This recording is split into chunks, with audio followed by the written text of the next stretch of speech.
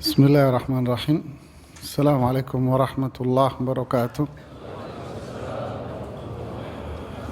Innal hamdalillah nahmaduhu wa nasta'inuhu wa nastaghfiruh wa na'udzu billahi min shururi anfusina min sayyiati a'malina. May yahdihillahu fala mudilla lahu wa may yudlil fala hadiya lahu. Asyhadu an la ilaha illallah wa asyhadu anna Muhammadan abduhu wa rasuluhu la nabiyya ba'dah. Sallallahu wasallam wa ala alihi wa ashabihi wa man ihtada bihadihi ila yaumiddin, amma ba'd. Para jamaah rahimani wa rahimakumullah, kita melanjutkan kajian kita tafsir juz 30. Mudah-mudahan Allah memberikan kepada kita ilmu yang bermanfaat, ilmu yang memberikan kehidupan buat akal kita, buat roh kita, dan ilmu yang bisa memberikan cahaya pada kehidupan kita, cahaya di alam kubur, dan tentunya cahaya di akhirat kelak. Kita lanjutkan, terakhir kita bicara dan menyelesaikan tafsir surat Al-Lail. Kita lanjutkan di ayat atasnya karena kita berjalan dari bawah ke atas. Kita lanjutkan pada surat Asy-Syams. Surat ini, surat Asy-Syams, seperti pada surat-surat pada umumnya di juz 30, kategorinya termasuk surat Makkiyah, yaitu surat-surat yang diturunkan sebelum hijrah Rasulullah SAW ke hijrah ke Madinah. Tentunya seperti yang kita fahami, surat-surat yang turun pada masa Makkiyah sebelum hijrah ini bertemakan apa? Apa temanya?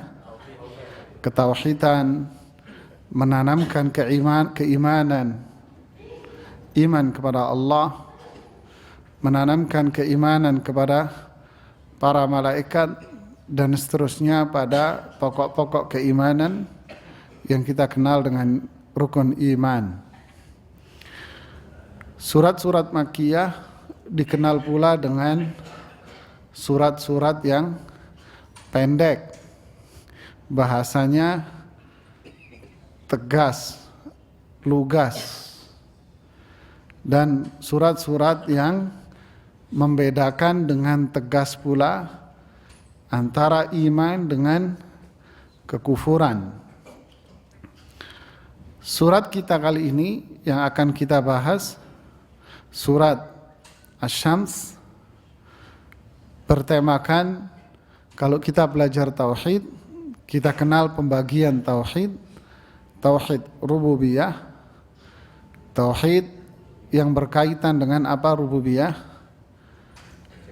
Keagungan, kebesaran Allah dalam hal penciptaan, pengaturan, dan kekuasaan Allah di alam semesta. Tauhid rububiyah mengharuskan seorang muslim untuk melakukan uluhiyah, ibadah, mentauhidkan Allah dalam hal ibadah kepada Allah. Dan ini pun menjadikan seorang muslim pula untuk bertauhid kepada Allah dari sisi nama-nama dan sifat-sifat Allah Subhanahu wa ta'ala. 10 ayat pertama di surat Asy-Syams, kalau para jamaah perhatikan, coba perhatikan di Al-Qur'annya, kalau enggak buka handphonenya, buka Al-Qur'an di handphonenya, modal koping so apal aja ya. Tapi ya mudah-mudahan saya yakin apal sih ya. Coba buka Al-Quran ya, pada 10 ayat pertama. Ini bicara tentang apa? Bicara tentang kekuasaan Allah, kebesaran Allah. Allah bersumpah dengan 7 makhluk Allah yang menunjukkan kekuasaan dan kebesaran Allah. Di surat ini disebutkan 7 tanda kebesaran Allah. Apa itu? Yang pertama adalah apa? Asy-syams. Apa asy-syams? Matahari. Yang kedua, al-qamar, bulan. Yang ketiga, an-nahar. Apa nahar? Siang. Kemudian yang keempat, al-lail, malam. Kemudian sama, langit. Kemudian ard. Apa ard itu? Bumi. Kemudian nafs, jiwa. Ini 7 tanda kebesaran Allah Subhanahu wa ta'ala. Surat ini awal-awalnya sama seperti surat-surat yang lalu yang kita pelajari, bahwa Allah bersumpah dengan makhluknya. Dan ini adalah kekuasaan Allah. Allah berhak untuk bersumpah dengan makhluknya.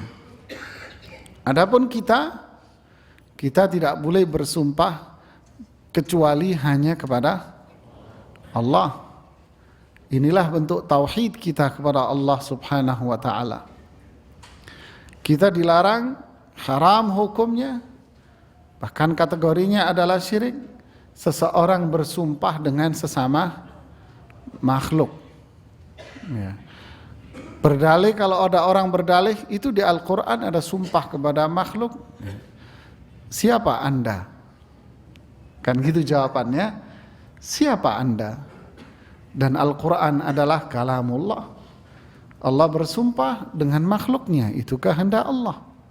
Kalau kita bersumpah hanya kepada Allah. Kenapa? Karena Allah maha kaya. Sedangkan manusia miskin. Manusia membutuhkan Allah. Untuk itu manusia harus bergantung dan kembali kepada Allah. Kita lihat ayat yang pertama. Allah berfirman, wasyamsi waduhaha. Sumpah dari mana? Dari huruf ini, waw ini. Ini waw ini, waw qasam kalau dalam bahasa Arab. Wasyamsi, yang artinya kalau diterjemahkan dalam bahasa kita menjadi kalimat demi matahari. Ini qasam, sumpah. Jadi kalau kita bersumpah, kita mengatakan dengan huruf waw, yaitu wallahi. Kalau kita wallahi, demi Allah. Kalau di bahasa Indonesia kan demi Allah, apa itu sumpah? Sumpah? Para ulama kita mengatakan sumpah itu harus menggunakan 3 huruf. Apa? Waw, ta, terus ba. Wallahi, tallahi, billahi. Kalau diganti dengan mengatakan saya bersumpah, ini bohongan ini. Ya. Oke. Wasyamsi, demi asyams, matahari. Waduhaha, duha ini diartikan oleh para ulama di dalam kitab-kitab tafsir. Banyak redaksi para ulama yang mengatakan makna dari waduhaha. Tapi waduhaha ini kalimat yang sering kita dengar dengan istilah apa? Waktu duha. Wadduha. Di surat Al-Lail juga disebutkan. Apa?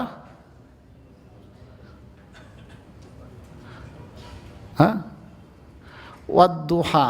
Ad-duha waktu duha kalau kita. Tapi sebetulnya duha itu apa? Duha ini banyak. Ada yang mengatakan duha ini satu, artinya muncul. Muncul, nampak. Ada yang mengatakan duha ini artinya apa? Panas.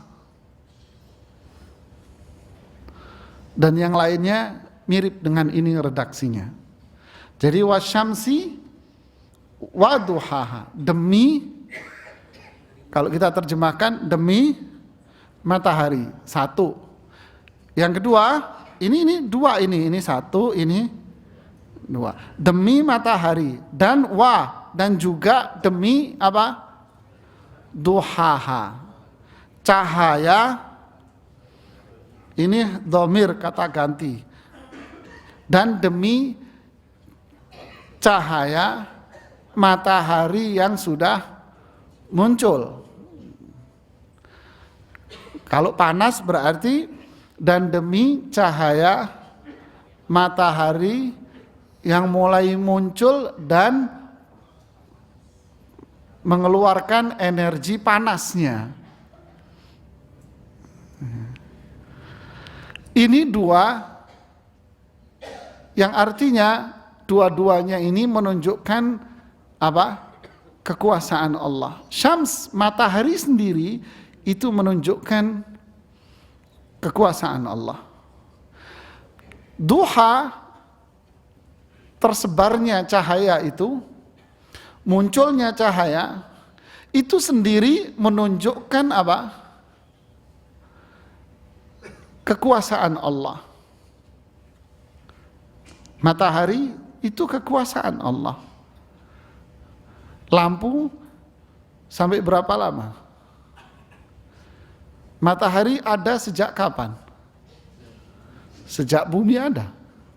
Pernah cahaya matahari ini berkurang redup kayak lampu gitu? Enggak. Ya kan, kekuatan cahaya matahari tidak akan redup sampai hari kiamat. Matahari itu hilang kalau kiamat. Kiamat baru cahayanya hilang. Cahaya matahari tidak akan berkurang. Matahari sendiri itu kekuasaan Allah. Cahaya matahari itu kekuasaan Allah Subhanahu wa ta'ala. Yang menunjukkan apa? Rububiyah. Penciptaan Allah. Allah yang mengatur ini semua. Kemudian wal qamar. Qamar apa? Bulan. Demi bulan. Bulan sendiri tanda kekuasaan Allah. Idza talaha. Apa talaha itu? Ketika bulan itu datang setelah apa? Matahari terbenam. Jadi kalau matahari sudah terbenam, maka muncullah bulan. Pernah error, Pak? Pernah error mataharinya nggak muncul gitu kayak komputer gitu, error gitu? Nggak pernah sebenarnya. Ini terjadi, subhanallah. Siapa yang mengatur ini? Allah. Tidak mungkin ketukar, enggak. Inilah kekuasaan Allah. Inilah rububiyah Allah Subhanahu wa ta'ala. Kemudian wan nahari, nahar. Nahar apa? Siang. Idza jallaha. Jallaha itu apa? Terang. Ini artinya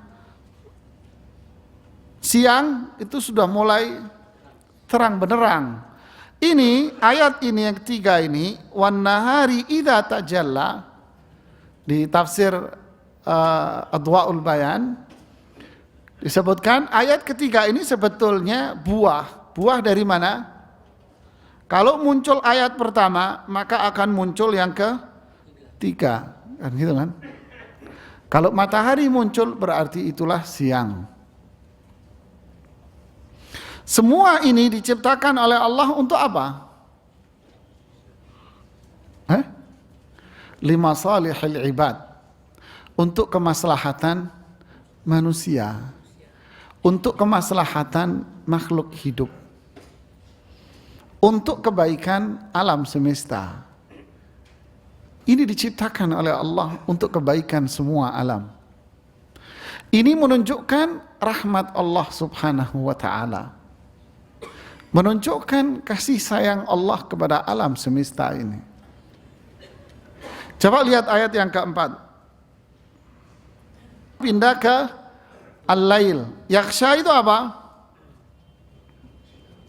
Di ayat Al-Lail, wal-laili idza yakhsha. Kalau di sini ada tambahan ha, wal-laili idza yakhshaha, kata ganti.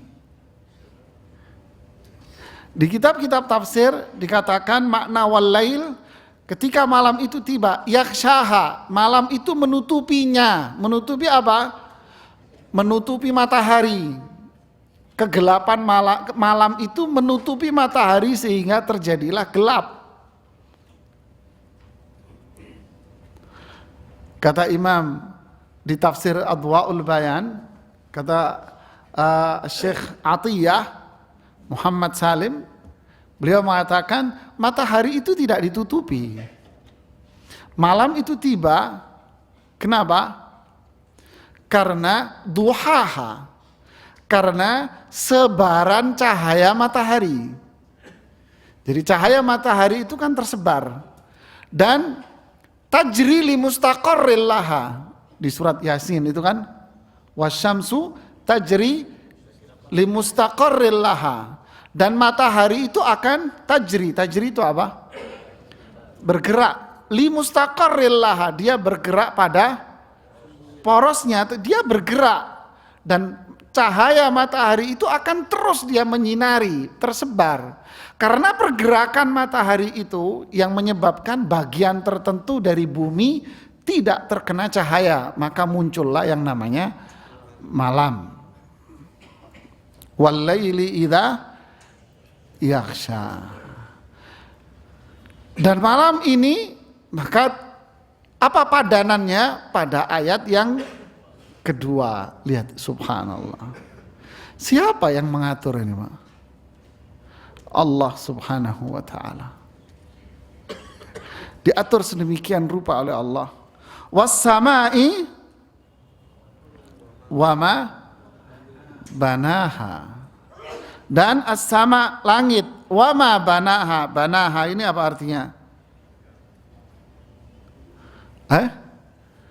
Bina, bangunannya, penciptaannya. Ya. Di sini ada dua makna. Ada yang mengatakan penciptaan, ada yang mengatakan di sini penciptanya. Sama nggak atau beda? Sama. Ini cuman perbedaan kalau sisi bahasa gara-gara huruf ma-nya aja ini. Ya, oke lah, saya nggak mau masuk ke situ. Was-sama'i wa ma, dan demi langit serta zat yang menciptakan langit itu, yang menjadikan langit ini ada, yang membangun langit itu.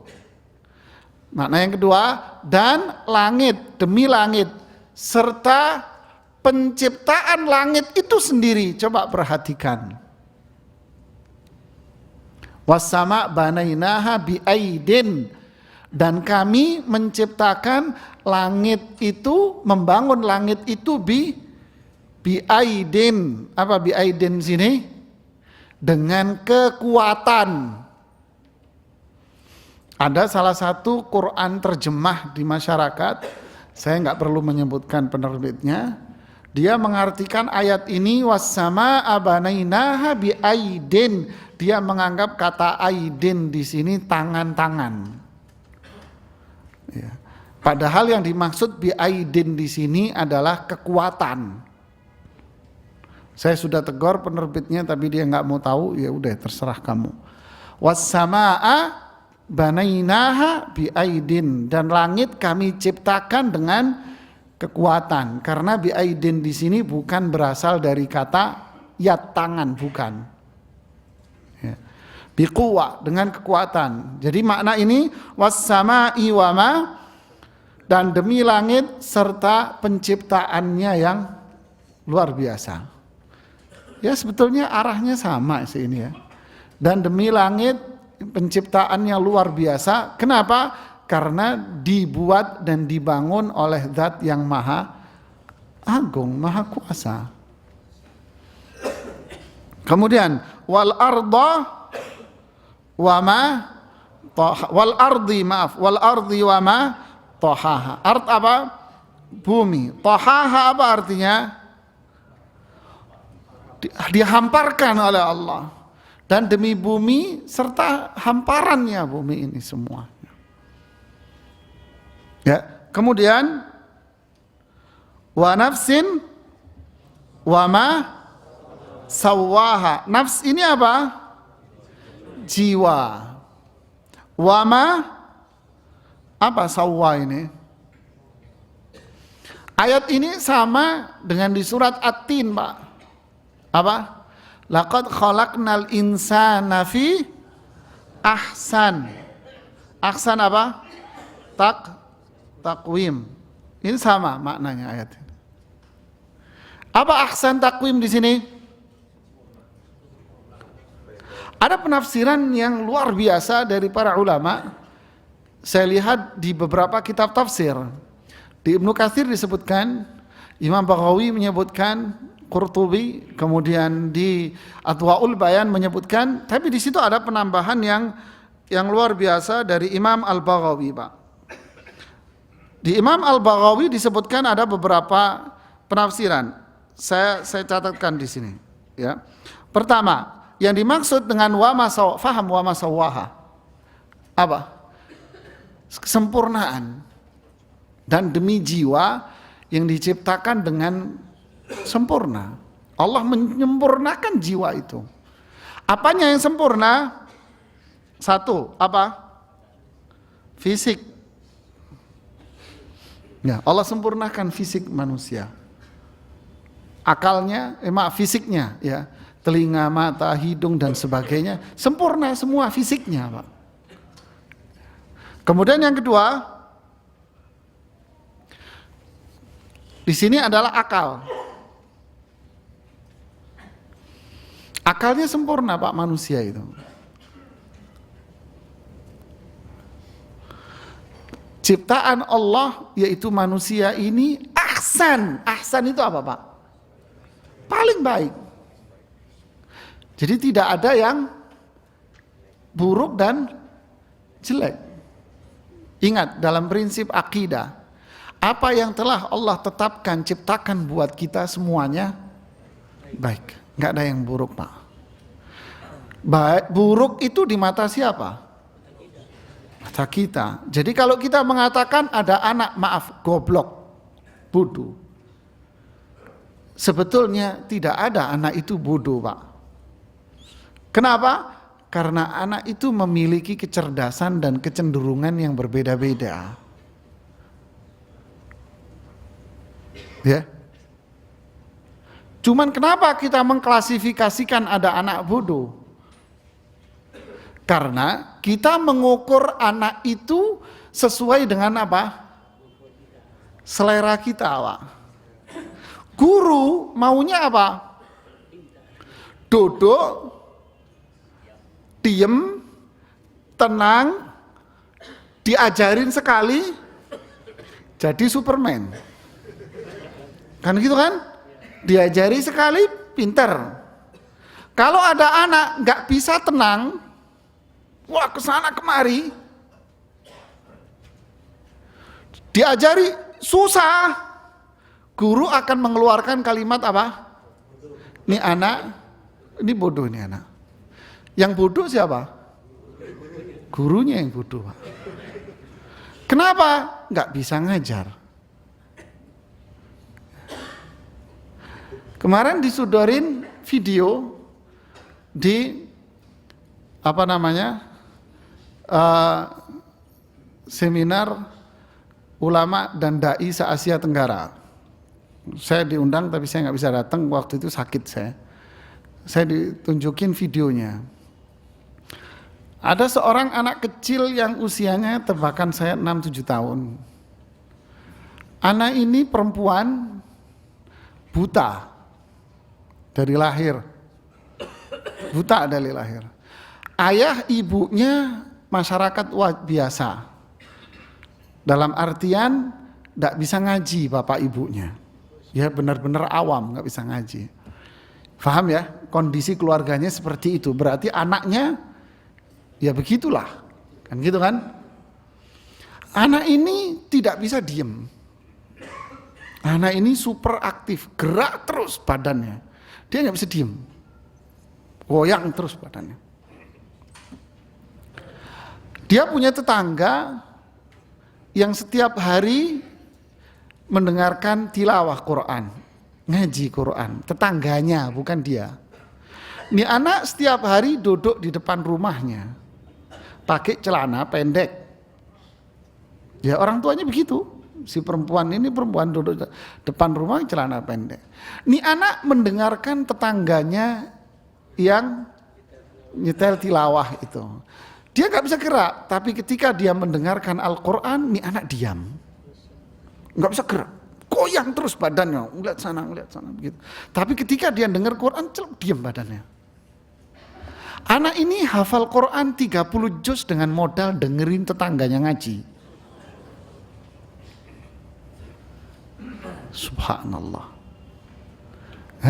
Dengerin Quran, modal kuping dari tetangga sebelahnya hafal Quran.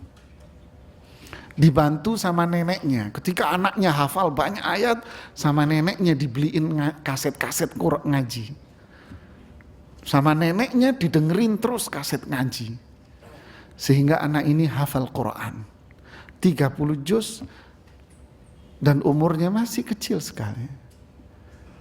Jadi ketika anak ini dihadirkan di podium di depan para ulama dan dai di Sentul, goyang nggak bisa diem, terus goyang badannya. Ketika disuruh ngaji, diem dia badannya, terus ngaji dia, celek, dengan suaranya yang merdu seperti yang dia dengar lewat kaset.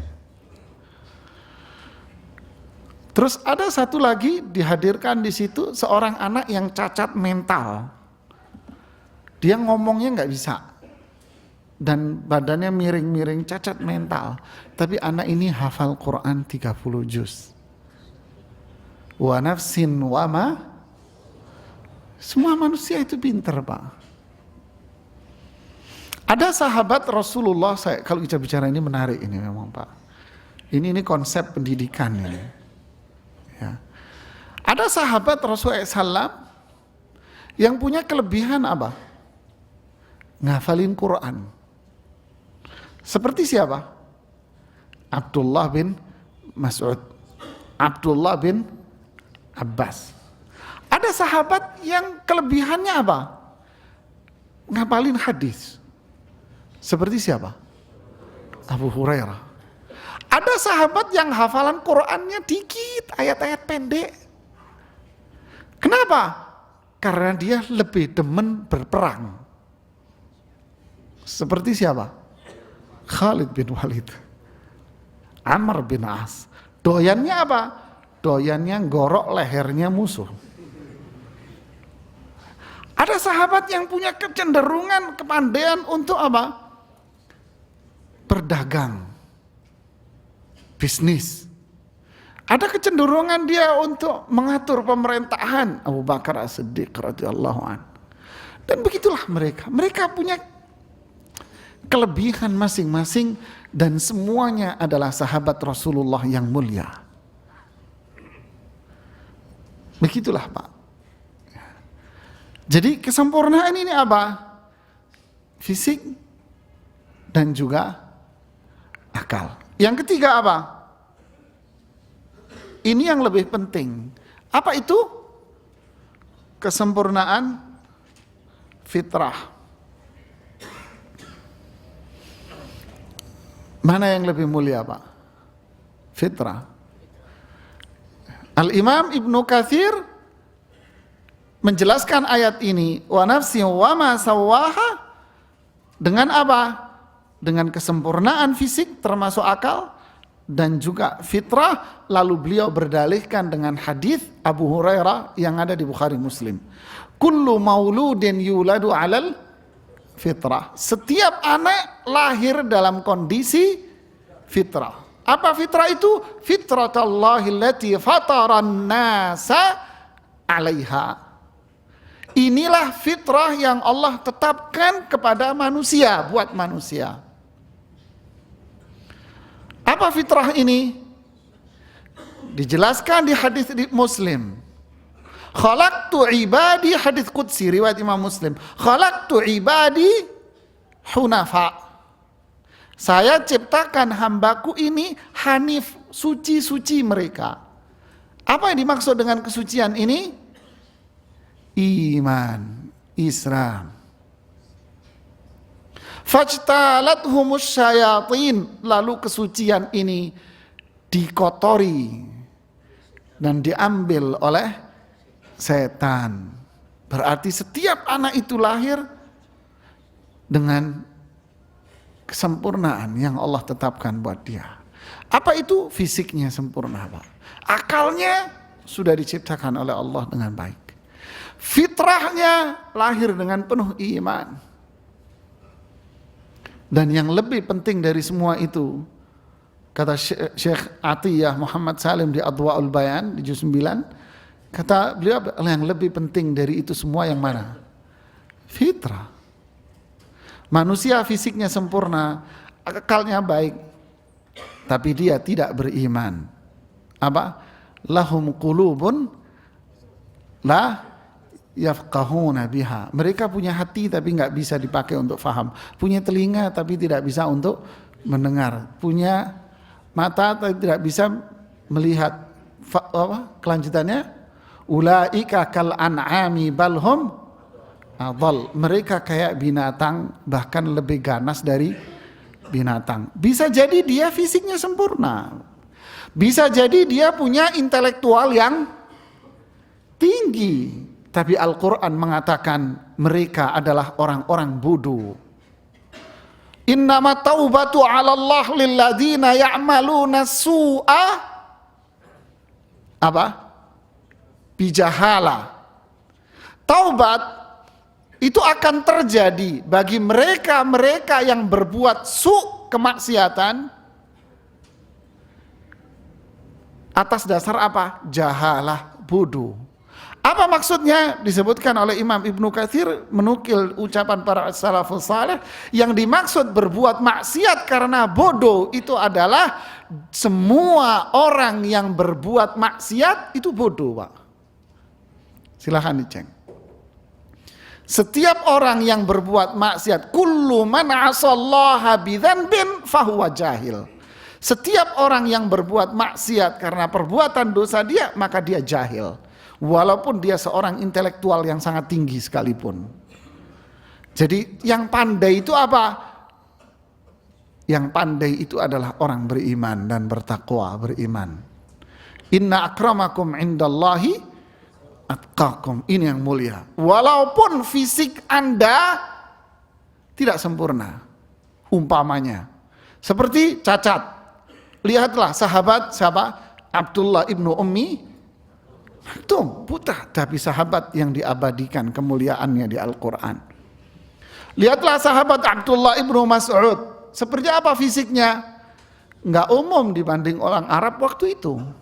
Kecil, pendek, kurus. Tapi Rasulullah mengatakan, andai betisnya Ibnu Mas'ud yang kecil itu ditimbang dengan gunung Uhud, akan lebih berat betisnya Ibnu Mas'ud. Bilal bin Rabah dipandang oleh orang hitam, kelam, tapi di mata Allah mulia dengan imannya. Sehingga kesimpulannya apa? Allah tetap ciptakan manusia dengan sempurna. Tapi manusia memandang kesempurnaan itu dengan penilaian duniawi. Tampang keren, baju bagus, dengan dunia yang mentereng, dialah orang sukses. Apalagi yang cacat fisiknya, dianggap sebelah mata dia. Padahal semuanya itu adalah hamba Allah dengan ciptaan Allah yang ahsan. Wa nafsin wa ma sawwaha, para jamaah. Jadi ini semua adalah tanda-tanda kekuasaan Allah. Yang memberikan makna apa? Kata Imam As-Sa'di di dalam tafsirnya, ini menunjukkan satu, kekuasaan Allah sangatlah besar. Qudratullah, kekuasaan Allah begitu besar di alam semesta ini. Yang kedua, menunjukkan rahmat Allah kepada umat manusia, kepada seluruh alam semesta ini sangat besar sekali. Yang ketiga, menuntut manusia untuk beribadah hanya kepada Allah yang telah menciptakan dan mengatur semua ini. Untuk itu, syirik itu amalan yang paling dimurkai oleh Allah. Ini semua sumpah. Demi matahari, demi bulan dan seterusnya. Untuk apa? Untuk ini. Fa'alhamaha fujuraha. Lihat, Allah menunjukkan kekuasaannya kepada kita. Ini loh kekuasaan, kebesaran Allah. Ini loh rahmat, kasih sayang Allah kepada manusia. Di antara bentuk kasih sayang dan rahmat Allah kepada manusia, bukan sekedar menciptakan alam kepada manusia, untuk manusia dan untuk makhluk yang lain dengan penuh kesempurnaan, tapi ada sisi lain. Fa'alhamaha. Apa fa'alhamaha ini? Apa artinya? Alhama ini artinya apa? Dijelaskan. Fa'alhamaha, Allah menjelaskan. Di sini artinya menjelaskan, para jamaah. Ya, menjelaskan. Allah jelaskan kepada kita. Apa yang dijelaskan oleh Allah? Fujur. Apa fujur ini? Buruk. Taqwaha apa? Baik. Kan gitu kan? Allah jelaskan kepada kita keburukan dan subhanallah. Matahari diciptakan dengan penuh kesempurnaan. Bulan, semua seisi alam ini diciptakan untuk manusia. Pun Allah menjelaskan kepada kita, ini loh perintah dan ini semua. Software dan hardware-nya disiapkan semua sama Allah, Pak. Software hardware-nya disiapkan, Pak. Semuanya. Makanan dikasih sama Allah. Semua kemaslahatan manusia dan makhluk dikasih oleh Allah. Lalu Allah menurunkan pula untuk manusia apa? Perintah dan larangan. Dijelaskan oleh Allah, ini loh yang diperintahkan kepada kalian dan ini yang dilarang atas diri kalian semuanya. Fasilitasnya apa? Ini semua, ini fasilitas buat kamu, sudah.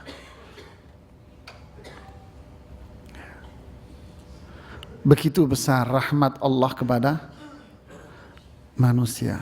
Kita dikasih semua sama Allah. Wa in ta'uddu ni'matallahi la tuhsuha. Semua yang diminta oleh manusia dikasih sama Allah Subhanahu wa ta'ala. Perintah larangan dijelaskan pula sama Allah Subhanahu wa ta'ala. Maka kesimpulan dari ini semua apa, para jamaah? Al-yaum akmaltu lakum dinakum. Hari ini akmaltu, aku sempurnakan untuk kalian agama kalian. Wa atmamtu alaikum ni'mati, dan aku sempurnakan pula nikmatku ke atas kalian. Wa raditu lakumul islama, aku ridha Islam buat kalian. Sudah sempurna, selesai, titik besar di sini. Ayat ini secara tidak langsung memberikan makna kepada kita bahwa syariat yang diturunkan oleh Allah kepada Rasulullah SAW dalam bentuk perintah dan larangan itu sifatnya sudah finish, Pak. Udah selesai. Fa'alhamaha fujuraha, sudah dijelaskan. Semuanya udah dikasih tahu sama Allah. Al-halalu bayyinun wal haramu bayyin. Al-halal itu jelas, yang haram itu jelas. Jelas semuanya apa? Ini Islam. Inna nabiyakum 'allamakum kulla syai'in hatal khara'a. Nabimu ini, kata seorang siapa? Yahudian, nabimu ini ngajarin kamu segala sesuatu, sampai buang air besar pun kamu diajarin tata caranya. Semua diajarkan pada kita. Saya tidak akan menyembunyikan sedikit pun kepada kalian, kata Rasulullah SAW. Inilah Islam.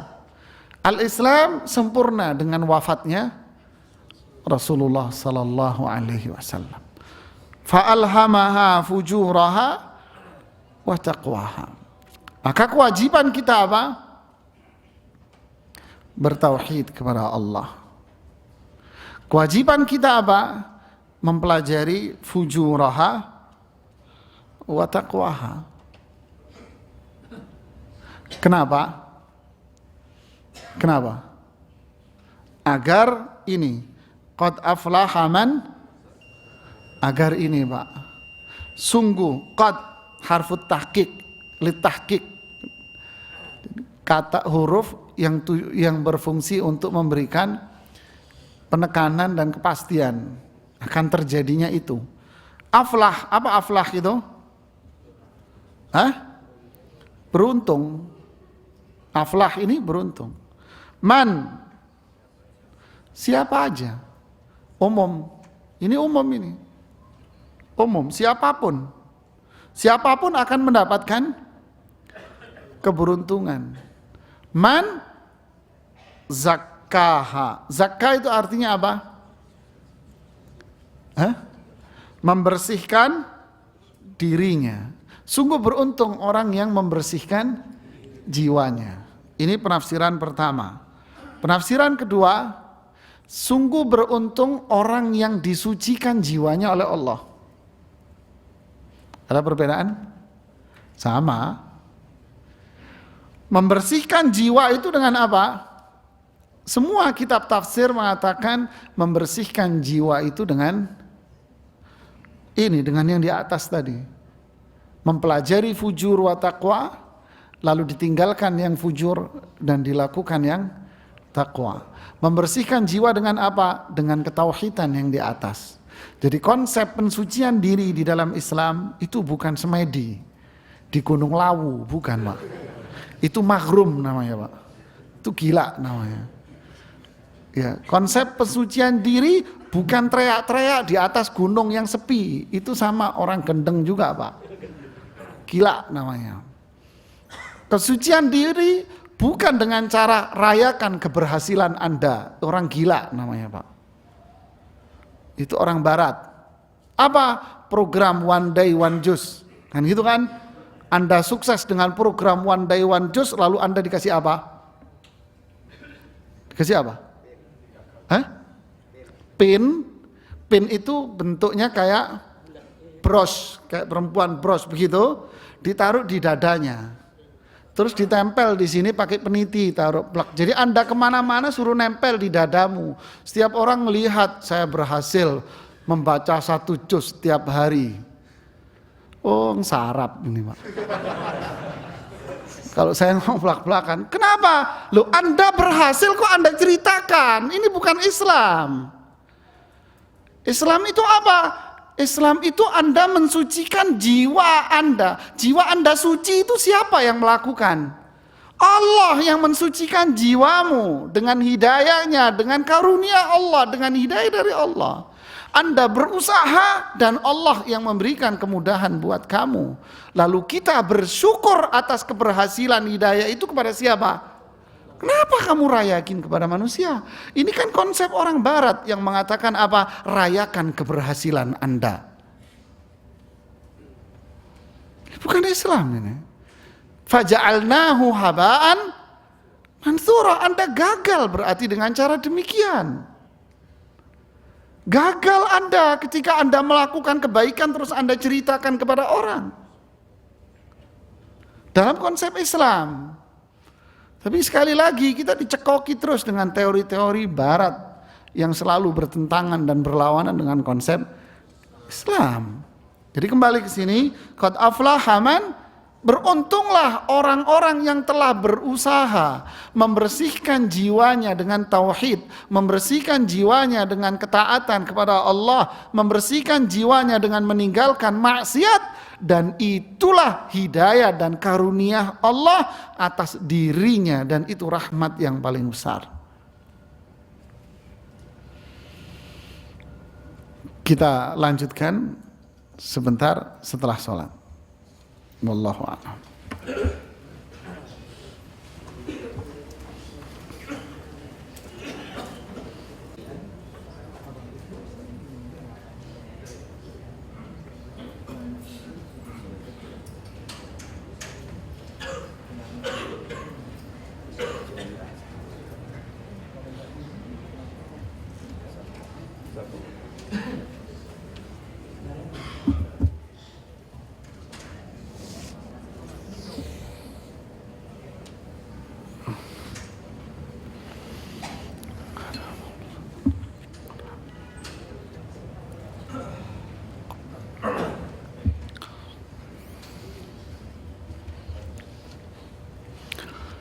Bismillahirrahmanirrahim. Alhamdulillah, salatu wassalamu ala rasulillah wa ba'd. Para jemaah sekalian, ada sedikit mulfitun nazar istilahnya yang perlu kita camkan di sini. Di ayat ini Allah mengatakan qad aflah. Aflah ini tadi apa? Kebahagiaan kan gitu kan? Bahagia. Ini kita bicara di ayat ini menunjukkan konsep kebahagiaan, kiat orang hidup bahagia. Jadi orang bicara kebahagiaan ini kadang beraneka ragam sesuai dengan kacamatanya dia. Orang barat dengan versi barat, orang Jepang dengan model gaya hidup dia, yang pada akhirnya kita mengatakan di dalam Al-Quran, kullu hizbin bima ladaihim farihun. Orang akan bangga dengan konsep dia masing-masing. Tetapi tentu yang paling mulia apa? Al-Quran. Di sini Al-Quran mengatakan qad aflah, beruntung, bahagia. Siapa orang yang dikatakan bahagia itu? Orang yang jiwanya bersih. Bagaimana caranya? Saya tidak panjang lebar sini, saya menyebutkan beberapa dalilnya aja. Kayak ayat yang dibaca oleh imam tadi. Walladzina amanu wa lam yalbisu imanahum bidzulmin ulaika lahumul amnu wa hum muhtadun. Mereka yang beriman, satu, lalu keimanannya tidak dicampur dengan kezaliman, yaitu syirik di ayat ini. Ulaika lahumul amnu wa hum muhtadun. Mereka inilah orang-orang yang mendapatkan rasa aman, damai. Dan orang ini yang mendapatkan hidayah, iman, tidak berbuat syirik.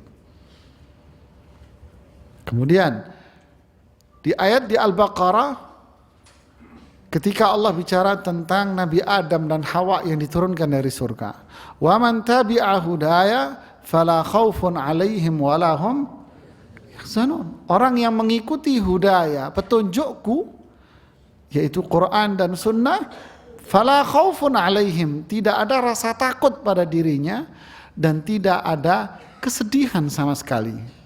Kata Imam Ibnu Qayyim di Miftah dari Sa'adah, di kitabnya namanya Miftah dari Sa'adah, tidak takut dan tidak sedih itu mengarah kepada satu titik, yaitu apa? Bahagia.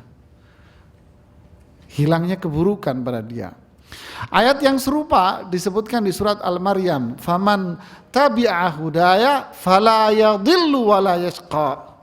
Orang yang mengikuti petunjukku, maka dia tidak akan sesat dan tidak akan sengsara. Cukup jelas ya? Jelas sekali. Ya ayyuhalladzina amanu taqullaha wa qulu qawlan sadida. Bertakwalah, ucapkan kata-kata yang sadid, baik.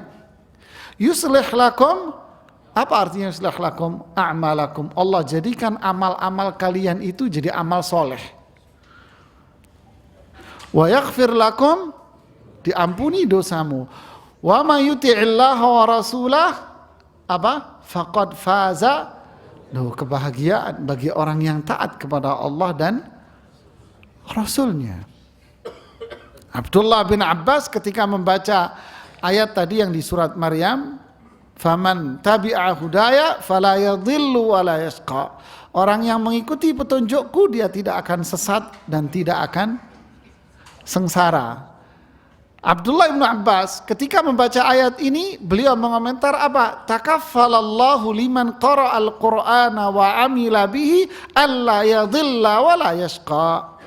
Allah akan menjamin orang yang membaca Al-Quran dan mengamalkan Al-Quran untuk tidak sesat dan tidak akan sengsara di dalam hidupnya. Lalu beliau membaca ayat ini. Kenapa? Karena kelanjutan yang di ayat ini surat Maryam, وَمَنْ أَعْرَضَ عَنْ ذِكْرِ فَإِنَّ لَهُ مَعِيشَةً ضَنْكَ.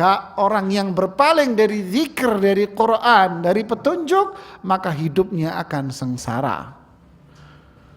Ini konsep kebahagiaan. Tidak pakai cara ini, maka lahirlah ungkapan dunia sebesar daun kelor karena ente magrum. Tapi kalau orang yang beriman, tidak. Dia bahagia.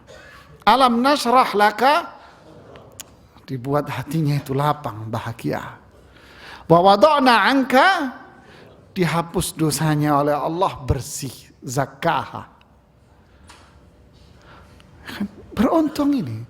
Orang yang seperti ini ketika wafat lahirnya apa? Ya ayyatuhan nafsul mutmainnah. Diartikan oleh Imam Ibnu Katsir dengan apa? Ai jiwa yang suci, bersih. Jadi kebahagiaan itu bukan dengan jabatan. Kebahagiaan bukan dengan harta. Kebahagiaan bukan dengan istri yang cantik. Kebahagiaan bukan dengan suami yang keren. Dan kebahagiaan bukan dengan anak-anak Anda. Tapi kebahagiaan ini konsepnya. Jika ini ada iman, ketakwaan, amal saleh, menjauhkan dari syirik dan semuanya, maka akan lahirlah keluarga-keluarga yang seperti ini. Bukan tolak ukurnya harta. Kalau Anda menggunakan tolak ukur harta, ada fulus, ana senyum, enggak ada fulus, ana cembetut. Ya kan? Ada fulus, ana bikinin teh, enggak ada fulus, bikin sendiri. Ya, ada fulus faddol rekut di kamar, enggak ada fulus rekut di depan rumah, sono inte ya. Ini mengukur semua kebahagiaan dengan harta. Ya, enak-enak pengantin baru. Setelah pengantin baru semuanya jadi gelap. Orang lain melihat sayang ya dicerai ya, istrinya kan cantik. Nah, inilah kebahagiaan yang semu. Tapi kebahagiaan hakiki dengan iman dan tauhid. Kita lanjutkan.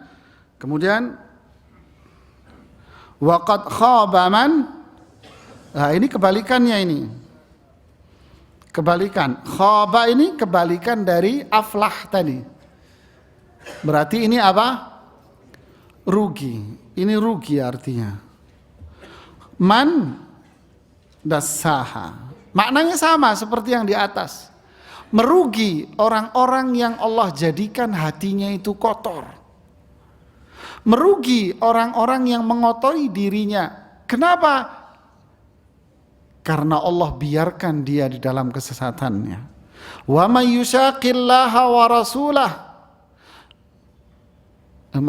wa may yushaqiqir rasula min ba'di ma tabayyana lahul huda wa yattabi' ghaira sabilil mu'minin nuwallihi ma tawalla wa nuslihi jahannam. Siapa yang menentang Rasulullah SAW dan mengikuti jalan orang-orang yang bukan orang beriman, maka kami biarkan dia dalam kesesatannya. Dibiarkan sama Allah dalam kesesatannya. Na'udzubillah. Rugi dia, telah memilih jalur fujur. Memilih jalur fujur. Sesat dia, sengsara dia. Khaba. Jadi lawan dari tadi itu. Aflah.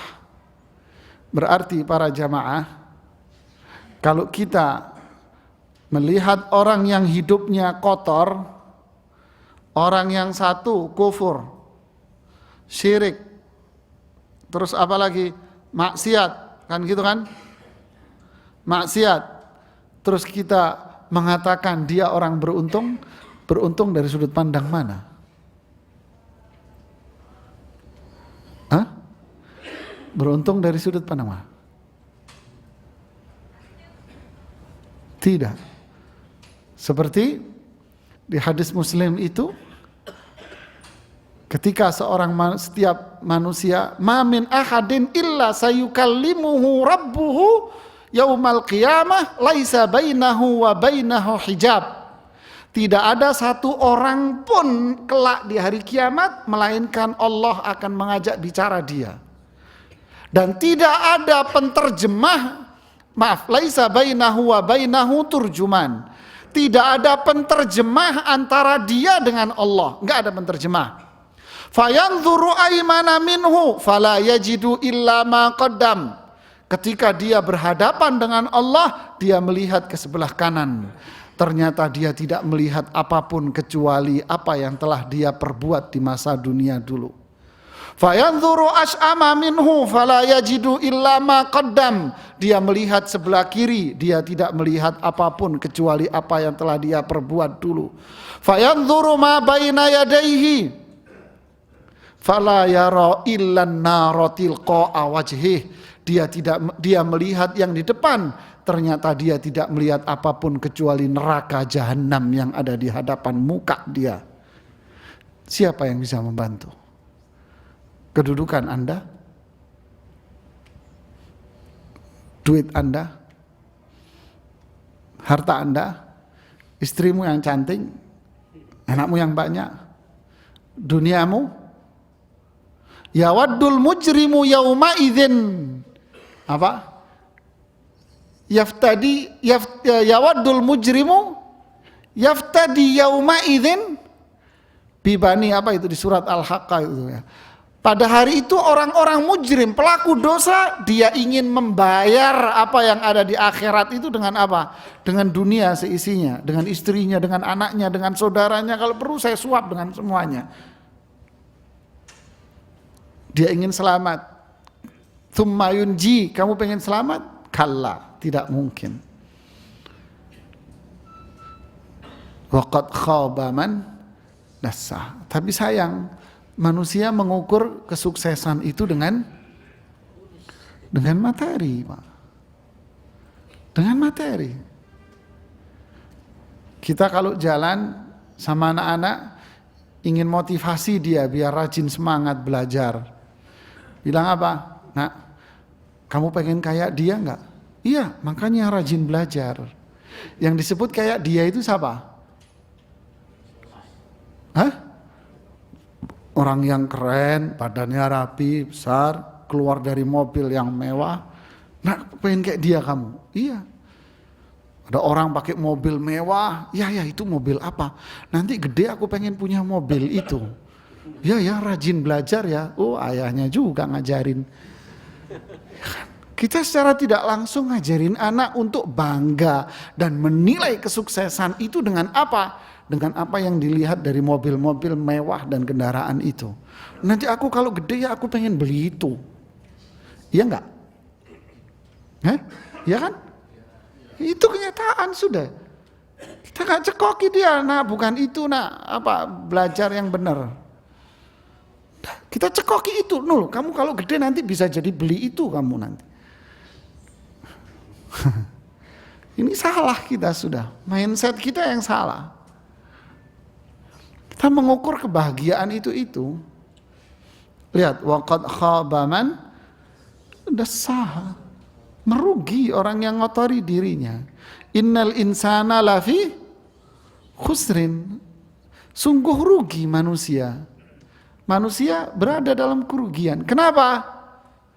Karena sebelumnya alhaakumut mata duitan. Setelahnya alladzi jama'a malan haddadah. Ini sebabnya. Rugi karena yang difikirkan hanya sekolah, yang dicari sekolahnya apa? Biar kerja yang benar dapat duit banyak. Kan gitu kan? Dari kecil diajari kursus apa? Bahasa Inggris, matematika. Bayar mahal, enggak apa-apa nak. Giliran belajar TPA, cari yang gratis. Diomelin ustadznya, ngamuk, dilabrak. Apa ini? Ya kita yang salah Pak. Akhirnya lahirlah anak-anak yang tidak paham Quran. Kan nyata sekarang. Yang lebih ekstrim lagi apa? Kecil-kecil diajak kursus apa? Balet. Kenapa balet? Katanya dapat menjadikan otak kiri dia cerdas. Kan cerdas, magrum, cerdas. Anak dia ajarin joget kok cerdas. Aneh-aneh kita dibohongin. Subhanallah. Tujuannya apa? Kita biar jauh sudah. Padahal dengan ini manusia mulia. Innallaha yarfa'u bihadzal ilma aqwam. Allah akan mengangkat dengan ilmu ini, dengan Al-Quran ini derajat orang. Wa yada'u biha akhirin, dan merendahkan mereka serendah-rendahnya.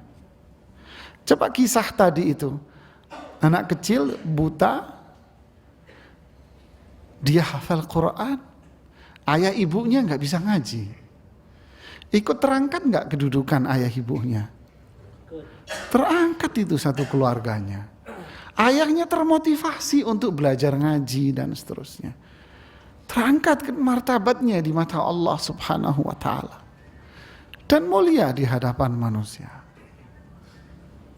Inilah bahwa kebahagiaan itu dengan tauhid, dengan ketakwaan. Kerugian itu dengan kemaksiatan.